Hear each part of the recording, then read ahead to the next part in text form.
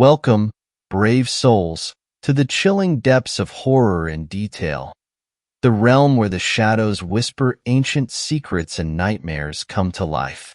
I am your guide through the darkness, and on this channel, we delve into the spine-chilling world of Wendigo horror stories that will send shivers down your spine.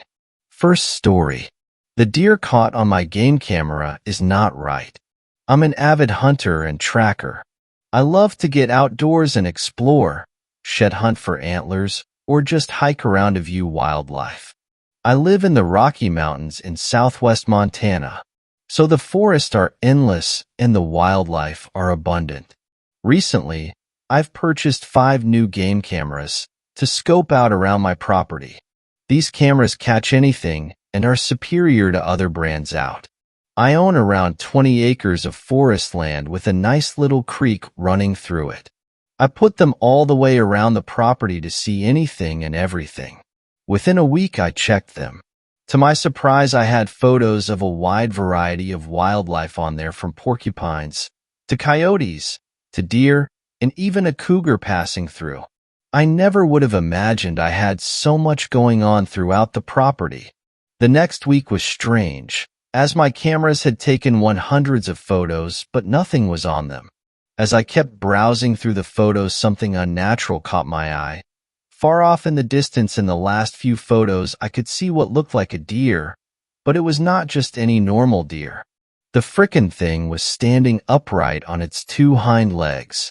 And as the photos went on, it appeared as if it walked like that across the whole view of the camera. Still blown away by what I had seen, I felt the need to investigate further, so I made a tree stand by the camera that caught that freakishly looking deer. After completion, I was all ready to go. Since the activity was between 2 to 3 a.m. in the morning, I went to the stand at dusk to get hunkered down and ready to find out what that was. The first night I stayed until dawn, seeing nothing, but I heard some crazy noises like whispering and talking off in the distance. I felt it odd because my closest neighbors are 2 miles away. It sent chills down my spine, but I remained sitting all night. Night 2, nothing again until about 2:30 a.m. Then I heard branches breaking, like something was stomping through the woods off in the distance, just out of range to be able to see with my night vision binoculars. I kept looking as the thumping noise was getting louder. Then I heard what sounded like a woman crying from the same direction as the branches were being broken. This really got me freaked out now, as the crying became louder and it sounded like she was begging for someone to help her. I couldn't sit and just listen any longer. I then shouted out, "Where are you? I'm here. Do you need assistance?" I got down off my tree stand and started running in the direction of the woman's crying, but it seemed as the closer I had gotten to her, she remained at about the same distance ahead of me. I kept taking to her, asking, "Where are you? Are you hurt?" And the same response, "Help me, please." This went on for about 15 minutes, and I thought to myself, what if this is some kind of trap? I've seen movies like this before. So I stopped and quickly turned around, started jogging back the way I came. This is where things get disturbing, as I was getting farther away from where I heard the crying and pleas for help. It was now getting closer to me as I was making my way back out of the woods. Now I'm scared shitless. I started sprinting towards the tree line to my property, as it sounded like whatever that was right on my tail, breaking branches, and it sounded big. I could hear its feet hitting the ground, thump, thump, thump, thump. I finally hit the tree line and no longer heard the cries or begging for help. In the opening, I turned around just before reaching my house, and back at the tree line I could see 2 glowing yellow eyes, a dark silhouette of a figure of what appeared to be about 7 to 8 foot tall. Whatever it was just stood there staring right at me. Then I heard a low, menacing growl. Terrified now, I ran back into my house, got out the AR-15, locked and loaded, ready to blow that thing away, but as you would know it, it was gone. I walked back out to the tree line, and I could hear low whispers and talking again, like 2 people having a conversation. I knew better than to follow the sound of voices this time. After owning the country property for 15 plus years, I decided it was time to move closer to civilization for whatever was out there. I definitely did not want to encounter it again. I don't know what it was planning that night, but it was definitely sinister. Second story. Local Wendigo. Well, after all my years of supernatural encounters, I am finally making a Reddit account to post my stories. This is my most recent Wendigo encounter in DeWitt County, Texas. January 12th, 2019, around 8 p.m. Now I'm gonna be honest. I chose to go out on this particular night because my town was having a little ghost tour at the haunted hospital. I was lonely and wanted to at least see others having fun. It was 8 p.m. when I left the house and planned to be back within an hour. I have a routine of circling my town in the evening because I just like patrolling, and there's always things creeping about after nightfall. I made my way to the haunted hospital, and once I got there I saw flashlights inside the windows and heard laughter. That's nice, I thought. Seeing others have fun made me smile, and got rid of some of the loneliness I was feeling. This was the halfway point of my walk, and I started my second half heading home now. There were some woods on the opposite side of town now, but nothing impressive until I got to the last quarter of my walk. Now I was passing the baseball field on my left with a large wheat field on my right. This wheat field used to be a large extension of the woods, but was cleared out for growing wheat. I continued again and crossed the small bridge that went over a creek and past another section of woods.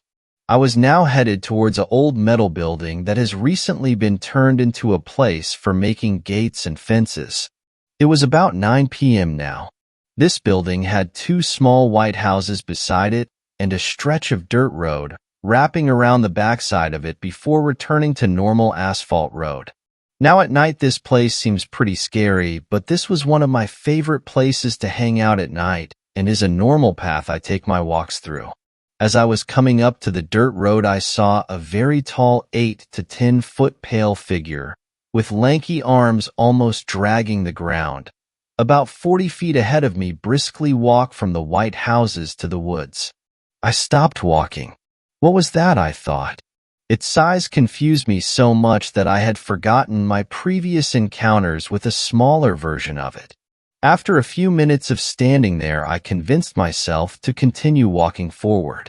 I mean, I was an adventurous person, and there's no way I was just going to turn tail and go home when I just saw something so odd and out of place. Not even 15 seconds into walking forward, this sudden heavy sense of dread overcame me like a giant weight crashing down on my shoulders. My instincts were telling me something was really, really wrong. I turned my iPhone light on and shined it at the woods. Nothing. I kept walking while keeping my head on a swivel, looking in all directions to keep my surroundings in check. About the 5th or 6th time I looked at the woods, I saw it. A huge bleached white humanoid figure crouched on all fours. It was easily still 5 to 6 feet tall even though it was bent over. Its black eyes paralyzed me. It had a big round bald head and extremely emaciated body, void of all hair, with very long, almost dislocated-looking arms and legs. Its legs were like a flamingo bird's at the knee, as it bent backwards instead of forward. I took all this in a matter of seconds. Suddenly, it reminded me of a praying mantis when it swayed back and forth while staring as if deciding whether to attack or not. This broke me out of my trance, and I ran as fast as I could. I didn't look back until I had ran a block. Out of breath and scared as heck, I finally took a glance back. I didn't see anything in sight. I didn't hear it chase me either. Maybe it was just stalking those people in those two little white houses and was waiting for me to go away to go back to its business. Maybe it didn't want anything to do with me. But that wasn't the end. I got home, took a shower, and turned out the lights before I hopped in bed when suddenly there was something tapping on my window. Top, top, top. 3 taps and nothing else. I laid in my bed that night wondering whether it had followed me home or not. A string of bad luck ensued afterwards the following weeks. I was constantly burning stuff on the stove that was relatively easy to make, and I was an excellent cook on top of that. My dog started going nuts at night, growling and barking at night in the living room and at the front door, which she has never ever done, as she is the quietest, sweetest dog you'll ever meet. And finally, I got deathly sick for 3 weeks straight with no sure sign of what I had gotten.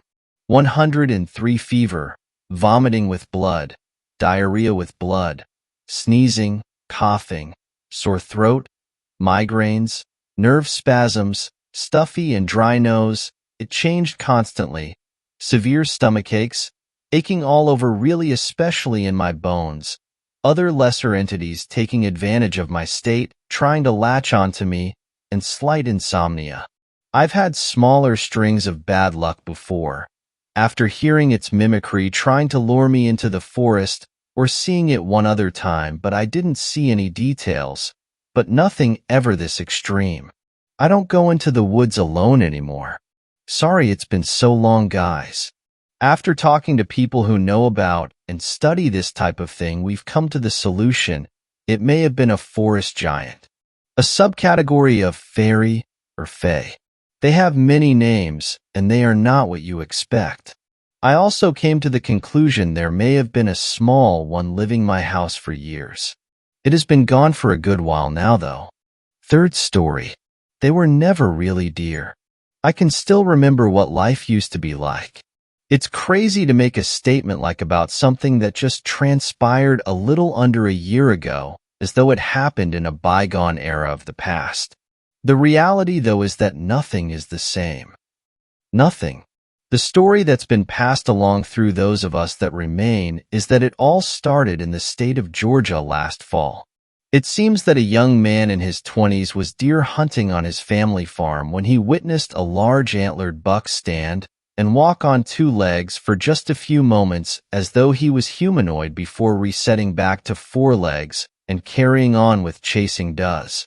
He even claimed that the entire muscle structure of the deer had changed, but he also reasoned that all the beers from the night before might have altered his coherency.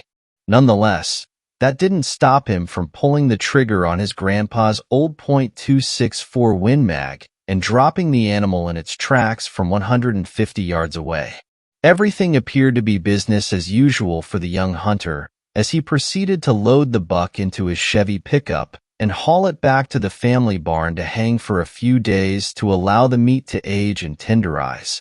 Normally, a hunter would have gutted the deer in the field, but this young man reasoned that he'd just take care of that once it was hoisted up high in the barn. No sooner had he accomplished getting the deer hung and winched before he grabbed his weathered pocket knife and proceeded to make the first incision into the buck's abdomen. What occurred at that moment is what would change life as we know it. You see, as soon as that blade pierced hide, the antlers to the buck began to sprawl out longer and longer until finally they formed a 4-digit appendage. Next thing the young man knew, his own knife was drawn across his neck, and he fell to the ground gasping for air as his jugular had been severed.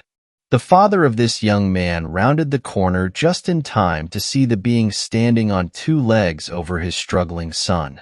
He had just enough time to grab his own lever-action rifle propped against the doorway and cycle a shell into the chamber before it turned around to face him. In what seemed like a mirage, the being hazily transformed into the very likeness of his son. Being obviously conflicted, he found himself unable to pull the trigger as he aimed on its chest. The scenario became even more bizarre when from under scalp of this human-like being began to sprout antlers. Not just spikes, a full 5x5 rack. The farmer snapped out of it just in time to begin pulling the trigger again, but Humanoid took notice and was immediately on him, goring his torso with its rack. Supposing the old man to be dead, the being proceeded waltz out of the barn and into the house, where it murdered his wife. As best as anyone can configure from this entire situation, these beings have the ability to communicate worldwide. The reasoning behind this hypothesis is that they overtook the entire world that very night. And by they, I mean the deer. Not just one variety or subspecies of deer, by the way. All of the antlered creatures of the planet. The elk, moose, stags, mule deer, blacktail, cows, whitetail, fallow, axis, and so on and so on. They marched the neighborhoods of mankind that night and proceeded to slaughter every human they came across and steal their physical identity, with a set of antlers being added to the new look. I was only spared that evening because my, honestly, quite privileged family was flying on a private jet that evening. The news caught us just in time to keep us from landing at our runway in Los Angeles. My father directed the pilot to take us to our family's private island in Pacific.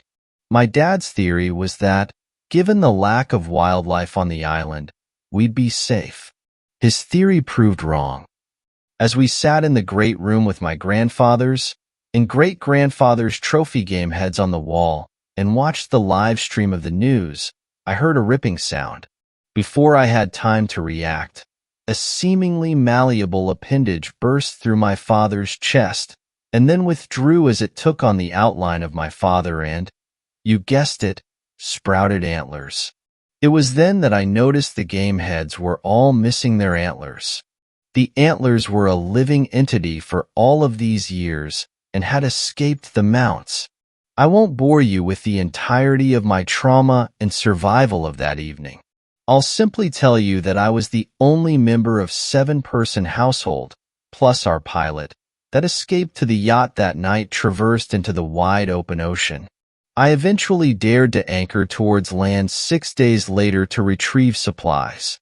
I soon learned that, much like everyone figured deer behaved, these entities rest during the day. So then, the chance of sneaking through a town to retrieve non-perishable goods and fuel were better around noon. I only went when absolutely necessary and took as much as I could at each excursion. You see, the sad reality is that the existing foods on the shelves out there will likely outlive me. What I found to be true was that they killed almost all of humanity that evening. The food is abundant, the fuel will eventually be a challenge, but with only a year having passed, that's not my first concern. Don't get me wrong, I've seen signs of other survivors in my travels up and down the West Coast, but I've never met anyone in person after that fateful night. It's the good old ham radios that have facilitated my human interactions. We are a small community worldwide of about 300 from what we've estimated, but we stay in constant connection and accountability with each other. We've managed to figure a few things out about our enemy. One of our survivors is an archaeologist, and he believes that these hoofed species hadn't originated with antlers on their male counterparts. Ancient cave drawings depict deer as antlerless going way back. This has given us the theory that the entity took residence in these creatures in the form of antlers atop their scalps ages ago. Of course, our most significant finding in this department was ability to survive indefinitely so long as the antlers retain their structure. This is why game head mounts across the world killed many people in a seeming covert-like strike. It's as though they hoped they would be hunted and displayed as part of their plan. Their intelligence has proved tricky to decipher. In personal confrontations, we've found them to be simply tyrannical in their ferocity and insanely quick in their reflexes, but not altogether cunning. I myself have narrowly escaped death a few times in my supple runs, I believe, only because I dealt with individuals and not herds. That being said, their true strength lies in their communication with one another. It's an almost eerie, hive-like system in which they are receiving orders and acting in unison. This is how they manage to conquer the world, we believe. As far as killing them, we have found that gunshots aimed to shatter the antlers themselves, especially more at the bases of the rack, do kill the being permanently. Before you get too excited, though, we've found that very rarely does a bullet strike its target given their reflexes, unless you manage to catch one resting, which they rest in herds. Of course, you might think killing the host form first and then smashing the antlers would be plausible, but it's not. The reality now is that they are now on the offense, so anyone who kills the host form soon finds themselves one of my radio pals. Alec from Australia claims he shattered one with a baseball bat, but who could prove or disprove that claim? To say the least, life is not, well, life anymore. I've lived in isolation for going on 372 days now. I've spent many moments pondering the very purpose for the struggle of it all, to just exist in general, but I came to a conclusion a couple of months ago, and it just might change everything. I would rather know that my life had some impact on the world, so I decided to declare war on them, slash it, whatever this is. It's funny how the fear of death being taken out of the equation can change literally everything. But, sure enough, that's what it took to get my creative juices flowing. I knew getting close was never a safe option, so I had to think distance. I started to observe them, and I soon discovered that they still retained their herbivore tendencies, even in human form. They actually ate like animals in a very primitive and glutinous way, as though it's their last meal with no caution to their soundings. So, I began to poison their various food sources with anything I could find. Antifreeze, drain cleaners, it didn't matter. I just needed it to make them sick. Since they travel mostly in large herds, I was finding myself unloading boxes of ammo each day from large-scale rooftops at the antlers of herds that lay lethargic and despondent in the streets. The fascinating part of it all was that, just like a hive, a new member will appear to take the place of a missing position in the herd. You might think this depressing to feel like you aren't accomplishing anything when you return day by day to the same numbers. The merit of it all came together, though, when I found myself only picking off stragglers in the streets of Los Angeles and realizing that I had finally killed everything in the area. So, my journey took me all over the state, and within a month I had refined my methods to the point that I cleared most of the large cities in California. Even better, though, was that my friends across the world started doing the same thing. We did lose a few of us in the worldwide battle, but in the last 2 months we've accomplished taking back many of major cities of the world. In fact, some of my friends began to rendezvous in person and recolonize areas. They even began fortifying them. We found that the safest method of surviving, though, was to remain out at sea a few miles in the evening until we were certain our newly reclaimed territories could be made impenetrable. I myself had been talking to a woman named Gabriela along the western coast of Mexico throughout this entire catastrophe, and we finally decided to meet in person and perhaps start something in our part of the world. We agreed to meet today along the coast of Acapulco. It was near sunset when I caught sight of her boat. I climbed aboard and called for her with no answer to be heard. Fearing the worst, I entered the cabin and found her there, her face marred beyond human recognition and her hands clutching a shotgun. There were empty shells littering the room and pellet holes all over the walls. That's when I heard a thud out on deck.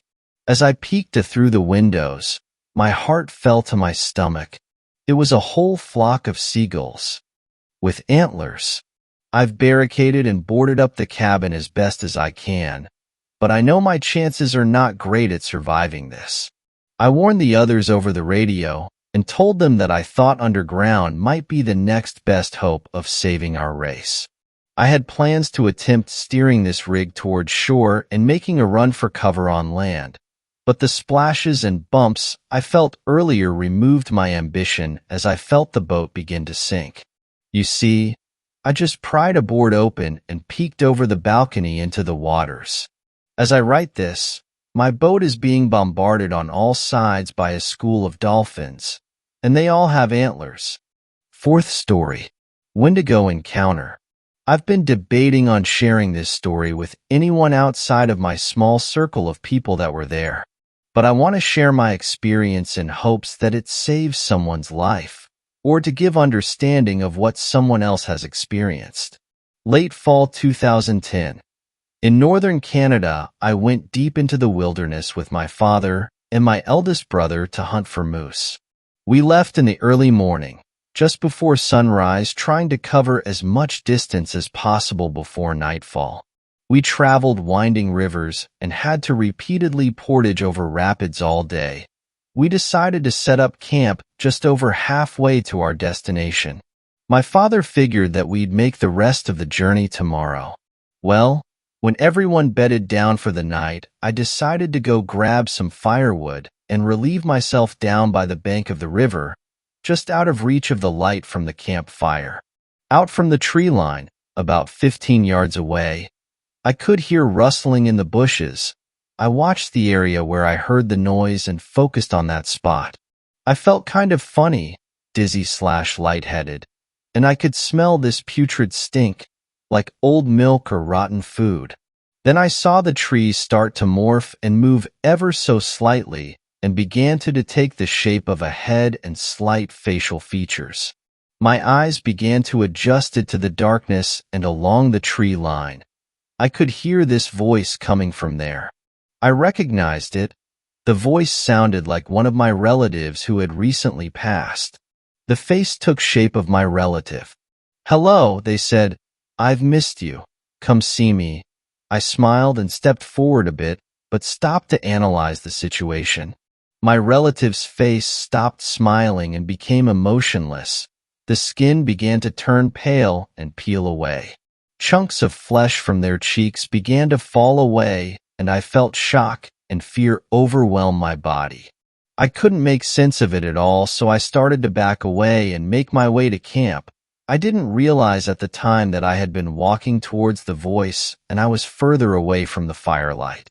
The voice became angry and began shouting at me to come here. So I turned to run away, but as I looked back one more time, I saw the most disgusting thing I had ever seen. It was rotting flesh on gnawed bone, caved-in eyes and a hollow chest cavity. This humanoid creature was tall and super thin. I ran as fast as I could, trying to yell for help, but the fear had made my voice quiet and raspy. I ran along the riverbank and I could hear the heavy breaths and the stomping feet from this thing right behind me.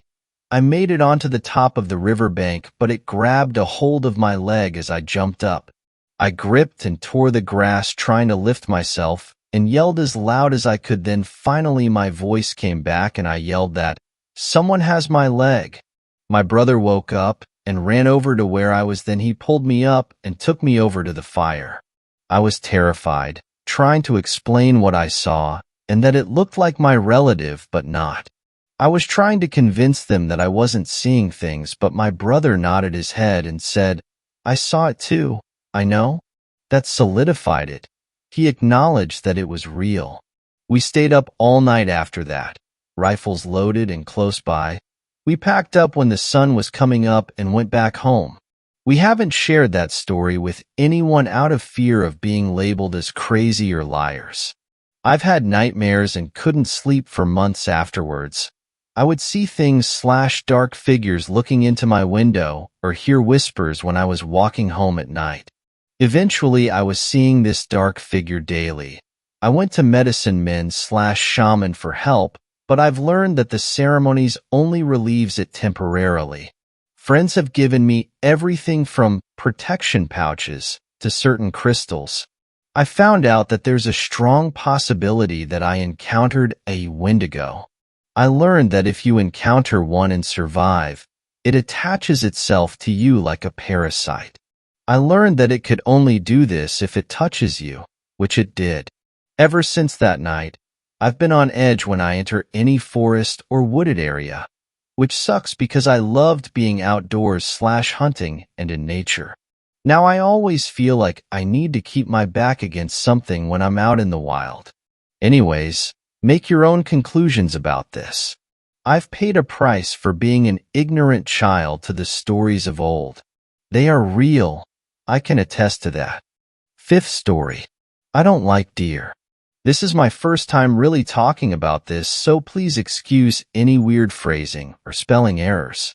I've marked out my name and my associates' names for privacy, as I'm sure they wouldn't want to be connected to something like this.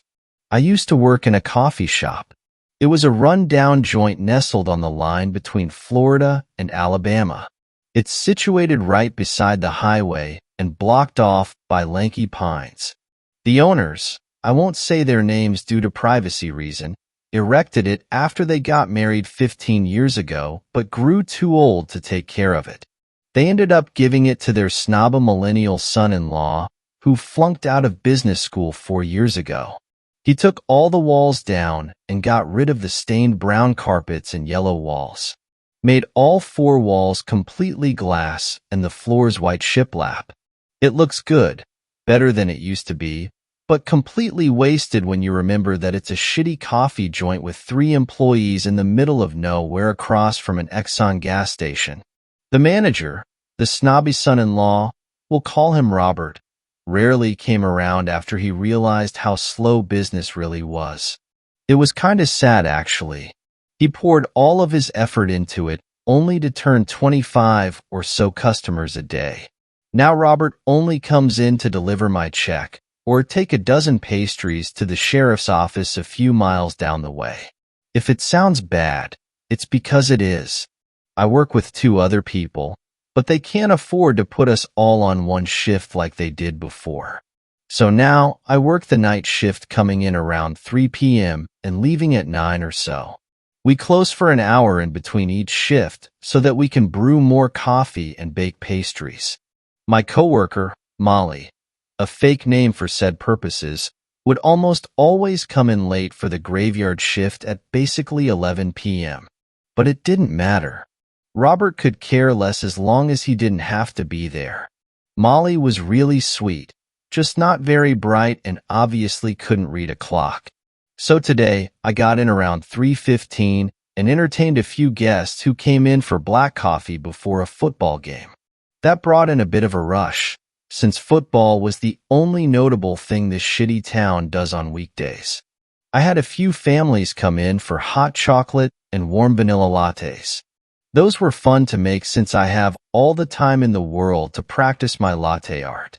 I made a tiny lily pad and flower on a little girl's hot chocolate. She didn't seem impressed, and I wished I drew a middle finger instead. The rush ended at 7:30 with an older gentleman with tan skin who ordered hot water in a to-go cup. Just the water? I always ask just in case, so I don't have to reopen the tab. Too many indecisive bitches who change their mind with their card in the slot already. He looked at me for a moment and nodded.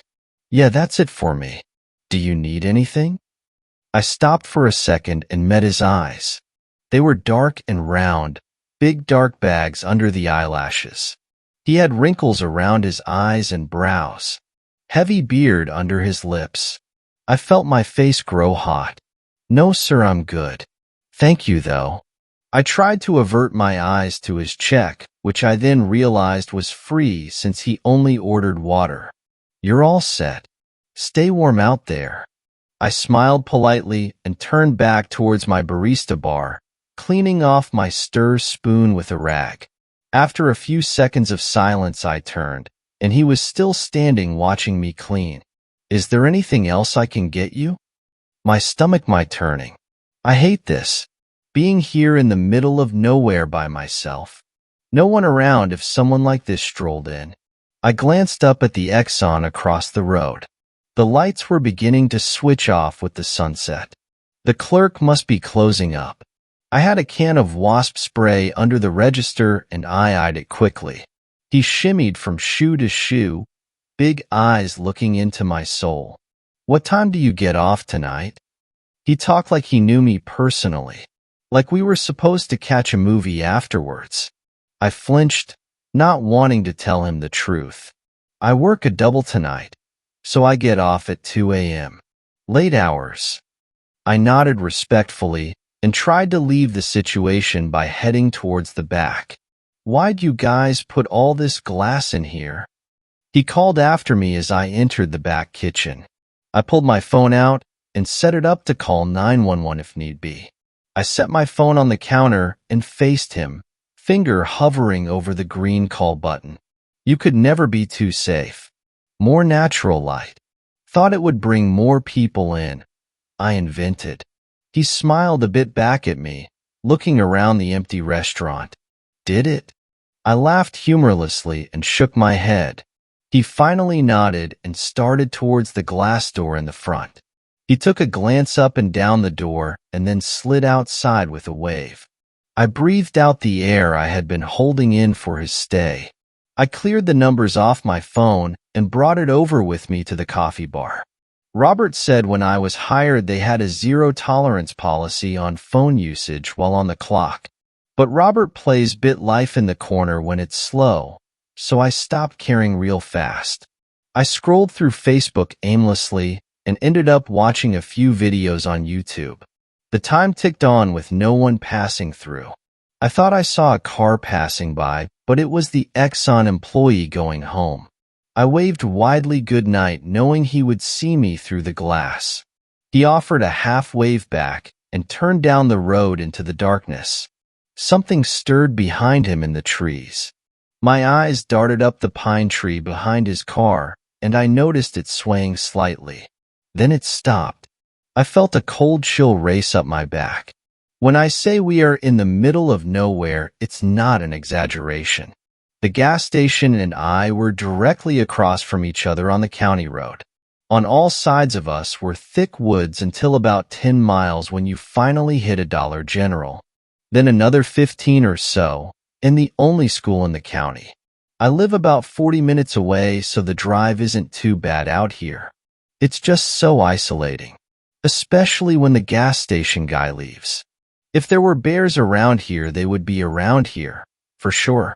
The only light in the woods for miles would draw them in with the promise of food. There had been a few animal problems in the past few weeks. The sheriff's office would come in after shift talking about farmers having their chickens killed in the night. There wasn't much they could do but show up to the farmers' houses after the fact with guns drawn. They hadn't shot down anything yet, but the townspeople talk all the time about finding huge footprints in their soil. I hate the thought of a bear finding me out here. Wasp spray probably wouldn't do too well against one of those beasts. I tried to push the thought out of my mind. I drew on a napkin and listened to Frank Ocean for another hour. Finally, 9 rolled around. I stood up and started cleaning off the counters and tables, cranking my music up louder.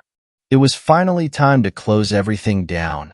I was jamming out, scraping crumbs off the pillows of the lounge seating when my phone dinged. I slid over to the coffee bar, already knowing it would be Molly explaining again why she was late this time. Probably her mom forgot to take out the garbage, or her boyfriend needed a ride to Walmart. I flipped my phone over, and my stomach dropped. TXT. Molly // work. Hey girl, I hate to do this, but my brother is sick and gave me a stomach bug, so I can't come in tonight. Can you cover my shift? I'll bring you food next shift. Pleading face. Fuck me. I slammed my phone down and closed my eyes. Cover her shift. An hour before I'm supposed to get off? That means I really won't get off till 3 a.m. Jesus Christ. I called Robert, who didn't answer for the first 5 rings. Robert, this is Rob. Me. Hey, Molly called out last minute and wants me to cover her shift. Okay. Me. So can you come in so that I can go home? Can't tonight. Have you tried Scott? Me. Heavy sigh. Yes, I've called Scott, and he's only available for mornings. Well, hey, extra hours, right? Good luck. I fought every urge to not scream into the phone as he disconnected. I decided to sit down and reevaluate every decision that led me here. Yes, I do need more hours. Hospital bills won't pay themselves. But fuck, I wish I didn't live here. I spent the next few hours grinding more coffee beans and fantasizing about having a cute apartment in a busy city somewhere. This and 2 vanilla chai lattes occupied my time for the next few hours. It was finally midnight, and I decided Robert wouldn't know if I closed early, and even if he did, I didn't care. Good luck, dickhead.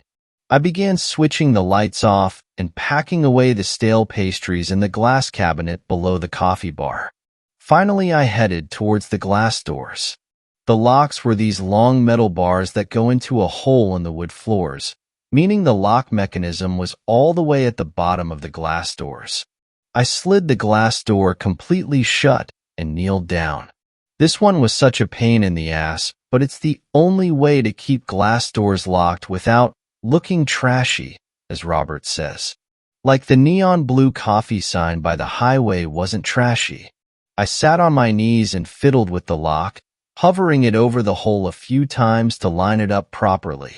Finally, the lock fell into place and slid in with a faint click. I shimmied the door a bit to ensure it was locked properly. Satisfied and numb-legged, I finally stood up. I was met with the stare of something on the opposite side of the glass. I yelped instinctively, clapping my hand over my mouth. It had two huge and vividly orange irises that met mine instantly, almost like it had been staring already, and then I came into view. Its face was pressed against the glass forcefully, pale skin flat against it. I slowly realized it was an animal. A deer. It was a doe, with huge orange eyes. At least that's what my instinct told me, since it looked more like a doe than anything else. I stared at it for a few moments more, not knowing what to do. At first I thought it was dead since it was so morbidly still. But then I remembered it was still standing, and its body was moving fluidly with breaths in and out calmly. I finally broke my stare and stepped backwards, glancing at its body. It was big for a doe, at least I think so. I'm not too keen on animals like her, but it felt way too big and long to be normal. Finally, after nature's longest staring contest, I decided it probably wouldn't come up to a man-made structure like this unless it needed help. Animals have a way of knowing when humans can help them or not, and this one decided I could give it some help. I turned back to the coffee bar, grabbing my phone to call the sheriff's office. They have an animal control unit that adored animals. They would be able to help it. I picked up the phone and dialed the number. Ring, ring, ring. I was still watching the doe, who was watching me too, face still plastered uncomfortably against the glass. Big eyes not blinking. Thank you for calling County Sheriff's Office. If this is an emergency, please hang up and call 911. We are currently out of office or dealing with a previous issue. Please leave a message and we'll get back to you shortly. Thank you. I turned towards the kitchen, glancing at the wall clock. Since it's such a small town, they don't often stay at the office at this hour. I sighed and figured leaving a voicemail would help either way. Maybe someone would come in after whatever accident is holding them up and would come for help. Hey guys, it's from the coffee shop down by the state line. I have something weird for you guys. I'm looking for animal control to come help me with something. A doe came up to the shop, and it looks like it's in trouble. Its eyes are like super orange. I turned again towards the glass to check on the animal again. It was sliding sideways, shuffling its legs and keeping its face pressed against the glass, eyes staying on me. It was shimmying sideways to the right slowly. It caught me off guard and I stopped talking. What the fuck? Its eyes are orange, and it's acting really weird. It might be sick or something. The doe was catching speed. Legs wobbly as it smeared spit across the glass and slid to the entire other side of the store, never breaking eye contact. At this point, its lips were pulling back on the glass, revealing its mouth, which was full of blood and teeth. Perfectly square teeth. They looked like human teeth. What the fuck? I breathed, forgetting I was leaving a message on the phones of very religious conservative police officers. Sorry, something's wrong with it. Like, I think it's really sick and you guys should, probably come out and see. Please. I don't want to mess with it just in case. Please hurry. I finally snapped out of it and hung up the phone. I missed the counter with the phone since I was watching the doe, and my phone fell to the floor with a crack. The doe stopped. It froze quite literally like a deer in headlights. It was halfway to the middle door on the right-hand side of the store. I watched her, and she watched me. It felt like years that we stared at each other in stillness and silence. Then it began again, sliding itself across the glass, but with an unknown speed and purpose. I don't know why, but I grew terrified of this doe, and for some reason wanted the doors to be locked. I slid across the floor on my knees, shaking hands trying to lock the door into place before it was there. She slid across the ground, still hovering a few feet above my crouched figure in height. As I tried to lock the goddamn door, I couldn't help but look at it. Something felt so wrong. It was moving so quickly, and its legs couldn't keep up well. Speaking of her legs, they didn't quite look right. They were very long, and the fur around them had been what seems like singed off, leaving dark red and brown skin underneath.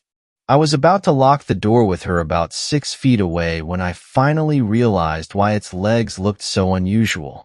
Instead of hooves in the dirt, this doe had ankles.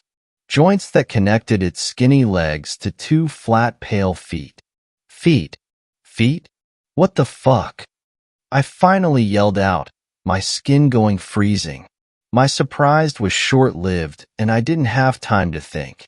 The door was beginning to open. I clamped my fingers around the lock and the other side of the door, forcing it closed. I looked above me where the doe had lodged its hand, yes hand, into the crack between the 2 doors. It stared at me intently, not moving. I didn't know what to do. I used all of my strength to force the 2 panes of glass shut over its fingers. Fingers. I don't know how, but somehow I had the power to force them out of the crack, and the doors slammed shut. I slid the lock in with tears streaming down my face. What the fuck? I fell back on my ass, watching it. It looked unfazed as its fingers dripped with blood. It just watched me unravel. What are you? I couldn't help but ask in fear. It didn't move or respond, just sat in the dirt, letting its bloodied hand drag across the glass. Then it smiled. Its human teeth grew visible beneath its pink lips. I almost lost my latte all over the floor I just mopped. It started sliding again, but with a new intensity towards the complete other side of the glass to the other unlocked door. Luckily, I was faster, and I scrambled over, locking it fluidly before it even reached the halfway mark. We sat on opposite sides of the glass and watched each other intently. I have no idea how. I think it's because all of my adrenaline had been spent up crying, but somehow I ended up drifting off. I only woke up when my head smacked the side of the marble coffee bar. That's when my eyes flew open and the doe was not in front of me. I flew to my feet, blood rushing to my head. How am I so stupid? How do I fall asleep like that? I scanned the surrounding area, shaking like a leaf. The only remnants of the doe was the spit and blood trail across the glass doors around me. I felt my heart start to slow down. Jesus Christ, that was the worst thing to ever happen to me. I took a deep breath and decided morning shift could deal with cleaning the glass, and my time here was done. I waited about 15 more minutes, just scanning the night around me. The trees and highway were bathed in neon blue light, illuminating my lonely Ford in the parking lot. But still no sign of the doe. It was now or never in my mind. I started formulating a plan. I would have my keys between my fingers, Walmart parking lot style, and make a mad dash towards my car. Then I would lock it immediately and drive like a bat out of hell until I reached home. Yes, good plan. I never park very far away from the staff entrance out back. Probably only 100 feet or so away. I sighed heavily and picked up my phone. The entire front was cracked all the way down, blurring the LED lines into jagged pink and blue lines. I managed to activate Siri and dialed the sheriff's number again. It rang and rang. I hung up on my own. I finally picked myself up and checked my surroundings one more time. All clear. I took this as my sign and started towards the staff door behind the kitchen. I didn't hesitate and swung the door open, keys in hand. The air outside was freezing and completely still. My car sat across the parking lot facing the trees. Only 100 more feet and I would be safe and warm and headed home to deal with whatever trauma I'll have after this. I was running when I saw it. The tree right above my car was swaying back and forth heavily, the only thing moving in the woods. No, no, no, no. I stopped in my tracks, realizing what was happening.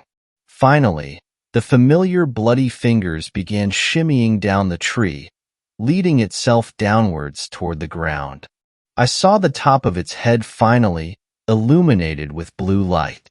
It looked like stitches, trailing all the way down its spine, bloody and raw. It was moving at an incredible speed, climbing face first down the tree. It took me a few seconds to react, and in that time, it had landed on all fours on the grass right beside the driver's side of my car. It paused, its orange eyes meeting mine once again. Except it didn't look like a doe anymore. Besides the pelt of speckled white and brown around its body, it looked like a person. Or maybe something in between a doe and a person, if that was a real thing. Its skin was half fur, half charred naked flesh. Its teeth were bare now, no lips holding them back, just pink flesh around its face, like it had been cut open. I couldn't help it. I screamed.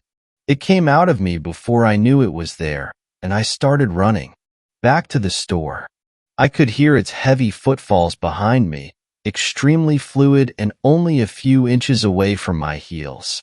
I flung myself inside, holding the door handle closed. It was obviously messing with the door on the other side, trying hungrily to open it. Even though it was struggling, it made no noise. No panting. No grunting. It was soundless, like a hunter. It was hunting me. Then I heard it. So fucking clear I almost let go of the handle entirely. Hey, sorry I'm late. I had to stop and get gas. It was Molly. Molly. Right outside that door. What? Is all I could say, tears threading my eyelashes again. Yes, I'm sorry again. I already talked to Robert, so you're good to leave. Relief. Sweet relief that I wasn't alone. Then panic. Molly, you have to leave. There's something outside, Dash. Can you let me in? It's freezing out here. My blood ran cold. Yes, of course I have to let her in. I wanted to so badly in that moment. To open the door and let Molly in on this nightmare. My grip on the door loosened. Then it hit me. Molly is sick. She wasn't coming in at all tonight. Why is she suddenly here? Can you let me in now? Please. Her voice was strained and wrong. It was pitched so much lower than her normal bubbly voice. That wasn't Molly. My grip was too loose with my confusion. The door was flung open. I scrambled backwards on my ass again. It stood on two legs, and I finally got a good image of it. It was huge. Had to be 6 feet tall and skinny as the pine trees behind it. It had something under its head, well under the doe head. Something that resembled the jaw of a human, except it was unhinged and swinging from side to side with its motion. Blood dripped onto the floor.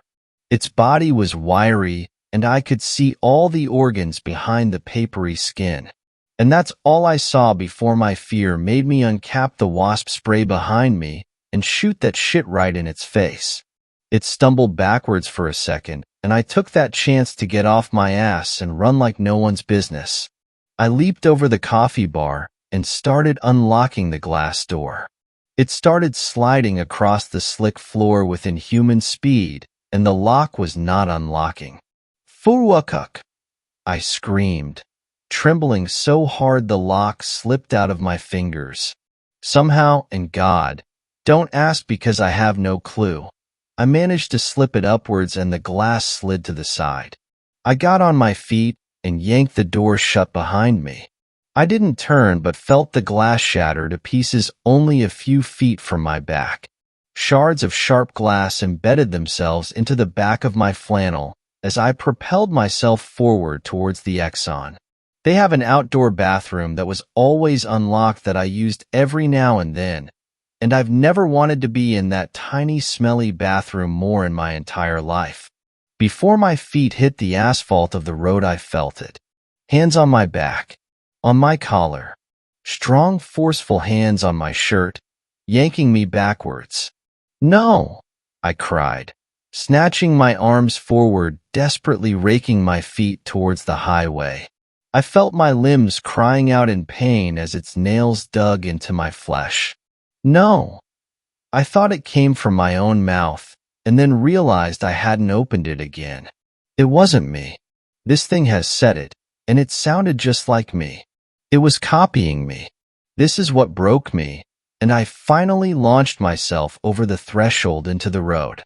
It lost its grip finally, and I twisted around to face it, crawling backwards out of the road. My elbows hit the soft dirt and I fell backwards, pulling my legs into a ball. It geared up its body to leap. I shut my eyes. Then it was gone. A huge gush of air zoomed between us, followed by the squealing of brakes. The doe was launched yards and yards away into the woods. I heard the sickening crack as its spine hit the bark of a pine tree. I watched it tumble lifelessly into the brush below. How the pickup truck missed me is completely beyond me. Fuck. Did it hit a person? Was that a person? The guy driving was screaming, eyes bloodshot and huge. His pupils were huge too. I wearily stood up, grabbing the rolled-down window to look at my savior. No, I shook my head and leaped into the bed of the truck. I asked the guy to drive me to the sheriff's office, which he finally did after I convinced him that I wasn't going to turn him in for vehicular manslaughter. He had been high as a kite, speeding up to 70 on a 35 road with his lights off. That's why I didn't see him until he hit the doe. I really didn't turn him in, not that he gave me the chance. Once I got out the back of his truck, he sped off, turning his lights on and getting the hell out. Luckily, 2 of the officers were there, awake and overwhelmingly worried when I showed up with my shirt ripped almost off and blood all over me.